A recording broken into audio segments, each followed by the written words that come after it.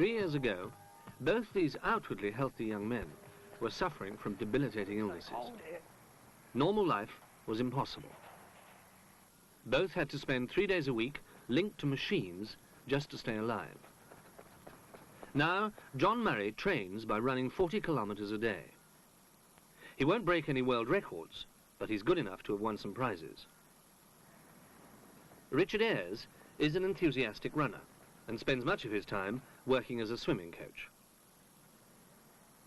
Both these men have received kidney transplants. That is, their own failed kidneys have been replaced by a kidney taken from a patient who has died from other causes. Yet John and Richard are only two among many. Thousands of people benefit from transplant surgery. Every year, many of these patients meet for their own Special Olympic Games, a public demonstration of their healthy lives. Today in Britain, there is a well-developed communication system to coordinate the supply of kidneys, corneas, and to some extent, livers and pancreases, and of course hearts, the transplantation of which tend to grab the headlines. But the vast majority of transplant surgery is now regarded as routine. At a New Year's party in a London hospital, a doctor catches up with many patients he has seen over the years. In Britain, about 1,000 patients a year receive kidney transplants, and the success rate is about 70%. And how long have you been transplanted now? A year and a month. A year and a month. And it's a good year? Done more? Incredible. Playing the guitar still? Everything.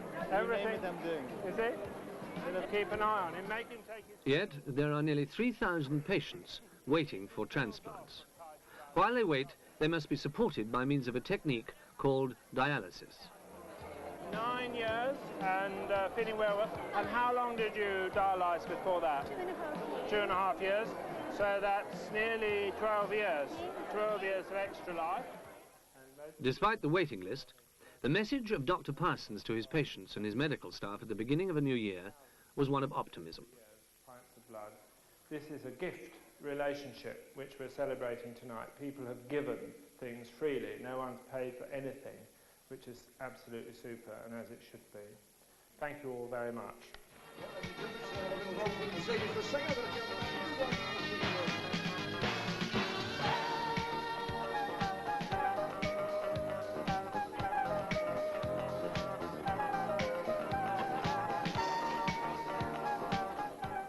No one can say how long a kidney patient will have to wait for.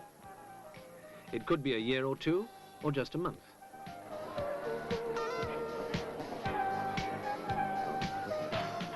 Until then, they must live by means of dialysis.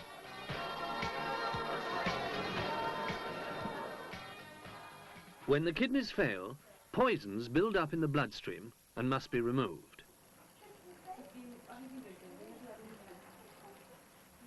This is done by the technique of dialysis. The patient is connected to the dialysis machine through which his blood circulates. Over a period of 4 hours, the poisons will be removed. The process must be repeated 3 times a week. The child's education can suffer, and for the families, it can be appallingly disruptive. And we used to take him up 3 days a week, and he would be on the machine for 4 hours a day. Michael Phillips is one of the luckier ones. He has been on dialysis for only 6 months, but life could go on like this for many years. We don't know what a home is anymore, and nothing gets done at home. You get up the hospital, you try and control your child to a certain extent because of the fact that he's usually running around during the day. A transplant, in Michael's case, is the best solution. His name is on the transplant list, and his family must wait.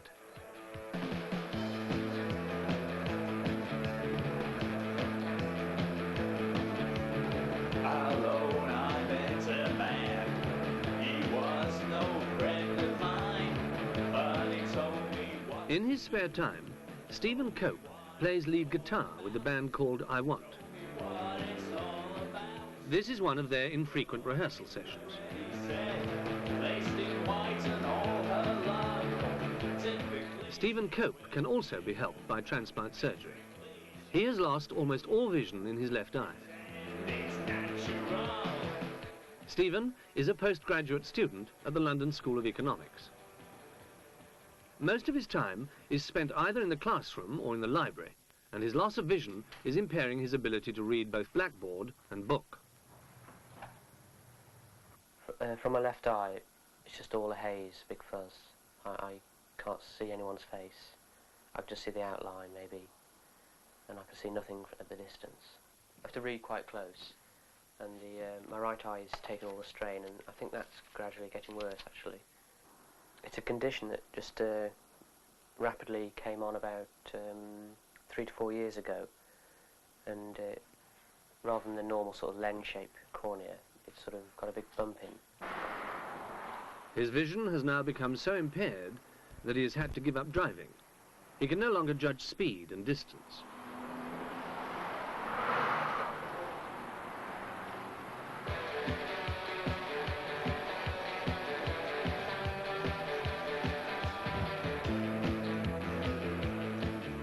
Stephen had been promised an operation early in the new year. She will let you play. She will let you play all day. Hold on. Stephen Cope was also waiting. UK transplant. Good morning. Dr. Brown here, Bristol. The supply of organs for transplant surgery takes place on a minute-to-minute basis. The name of the donor. Name of the donor is Janet Smith. Whenever a hospital suspects that it might have organs available for transplantation, they inform the British Transplant Service. Hemorrhage. And the tissue type, please. The details taken down include a great deal of information on what is called tissue typing. A2. The tissue type of a kidney must match that of the patient who will receive it, if the operation is to succeed. Call you back when we've done the matching run. Yes, please. That would be fine. We'll be back to you in about 10 minutes then. Great. Thanks. Thank you. Bye-bye. Bye. The information is tapped into the computer, which finds those patients with the closest matching tissue type. If the match is not good, then the operation will fail. The patient will simply reject the transplant kidney. In the next few hours, a difficult decision must be made about the potential donor. And this is the central debate in transplant surgery. Well, this young man suffered a road traffic accident 4 days ago. A patient suffering from a brain hemorrhage, or perhaps a serious road accident, may be apparently alive on a breathing machine, yet the brain may be quite dead. Donorship. Right, so has he had any sedatives? No, none at all since admission. To establish brain death, a large number of tests and examinations must be carried out, and they must be carried out by 2 doctors. Last time we checked, which was 2 hours ago, they were normal.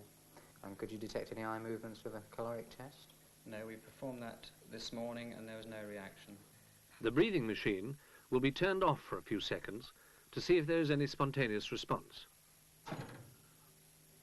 And did he breathe when you turned the ventilator on? No, he didn't breathe. When all these tests have been independently carried out by the 2 doctors, and when both agree that all the criteria have been fulfilled, the patient is considered to be brain dead. The breathing machine is turned off, and then the organs can be removed. Time is now of the essence.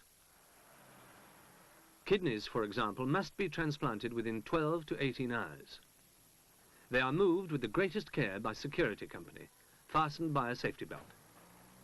The race is now on to try to give life. Perhaps this is the paradox of transplant surgery. For one branch of medicine to succeed, another must have failed. Right then, Richard, I'll race you back to the studio. Ready? A young man like Richard Ayres can keep up his running and swimming because another patient died. This raises issues not just for the medical profession, but for all of us. Issues which are being discussed extensively in the media. Last year, 1,000 transplants were done in the UK, but the waiting list had risen to 2,700. In St Mary's Hospital, Portsmouth, the Wessex Regional Transplant Unit has increased its transplantation rate by 36%.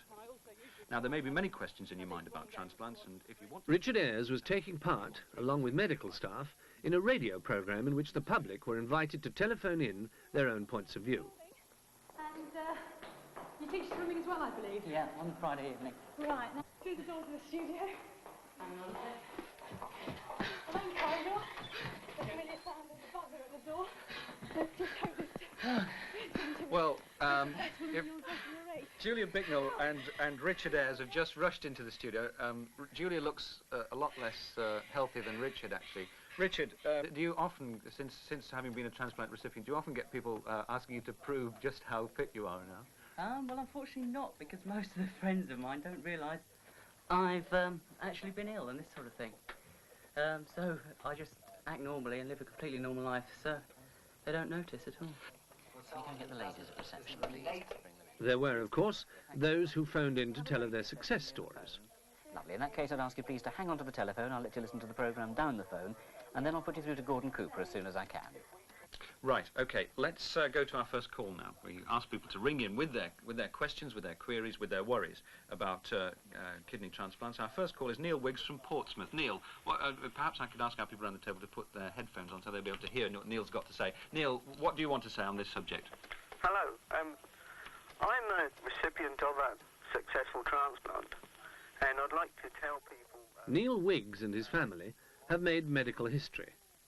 I was on dialysis and for about 12, 15 months, and I had a first transplant, which didn't take very well. It lasted about a month. It failed, so I had to go back on the machine. Rather than dialyse in hospital, Neil dialysed at home. Many patients in Britain take this option. It is, however, expensive on health services, and few of the patients are able to maintain a job. Dawn Wiggs was also dialysing at home and hoping for a transplant. I was dialysing at home for over a year, and I got my first transplant. That never worked very well, but it lasted me for 20 months. And I'd got another job, and I was okay for a while. And that failed. I went back on dialysis again, and I had another transplant after about 9 months. That lasted for a week, and I was worse off than I was before. Both Dawn and Neil were determined to keep trying for a successful transplant. In fact, it was their kidney problems that brought them together. Well, it was through the hospital, yes.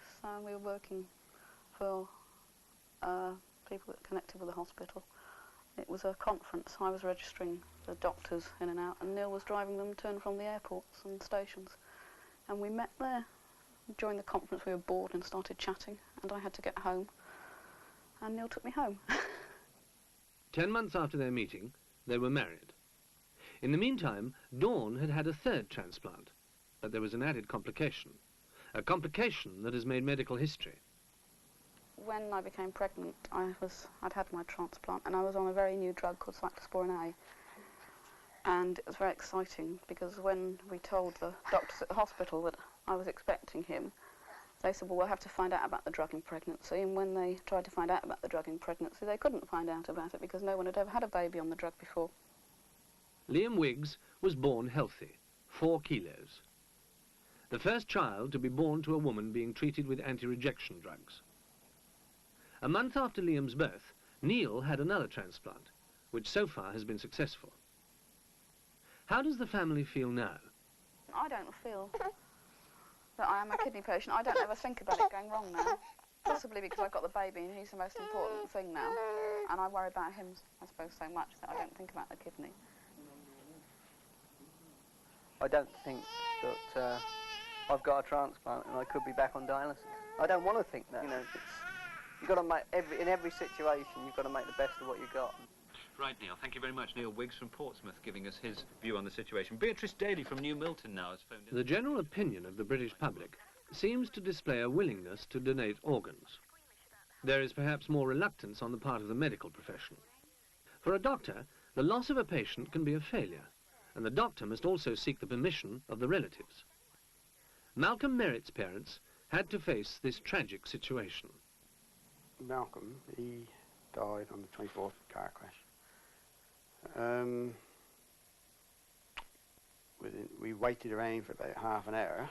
The surgeon came out and said, very little chance, or really, he said, it'd have to be a miracle. And our world dropped. Malcolm led a healthy, happy, active life, very active life. He's never known a day's illness, you know. He had a highlight of his life was he played at Fratton Park under 13-year-olds. We've got a letter of that, of saying how he felt. We went to this room, waiting room, and they said we could see Malcolm after they'd cleaned him up. And we were waiting in there. Then a surgeon came in, consultant I believe, and straight away, you know, beating around the bush, said Malcolm has got 2 healthy kidneys. What we think about donating. In that moment of being in that position of losing someone, we felt we couldn't say no because we like to give something we had with Malcolm, what he had during his life, to someone else. It went through my mind, I felt I had to say it. I just said, we won't touch him unless he has gone. He's left us completely, you know. He said, oh yes, we assure you of that. I like to feel if our kidneys did go to young persons, that their parents and them are getting the joy and the happiness that we had from our son.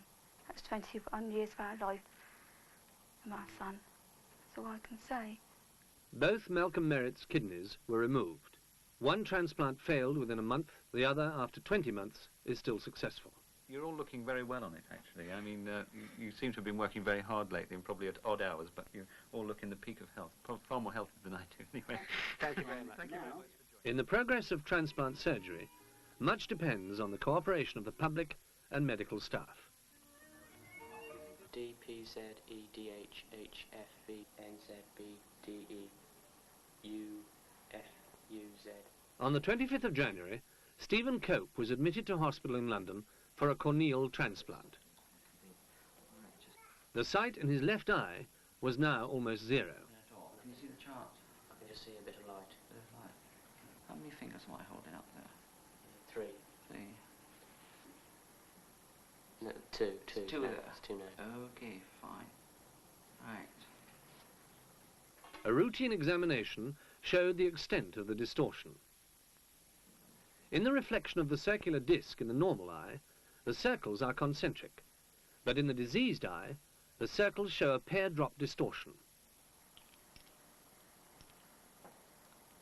Right. It is this area of the cornea that will be surgically replaced. Stephen Cope himself views the procedure with some apprehension. I'm very nervous because it's my first operation, and being as it's my eyes as well, I can't think of many worse places.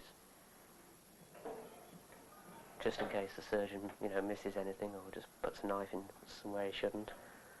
But he seems quite efficient. There is not going to be. The operation starts by marking out and measuring a circle on the patient's eye that contains the distorted piece of cornea. The surgery itself is considered to be a routine procedure and has been described by the surgeon himself as nothing more than carpentry, but underneath the microscope.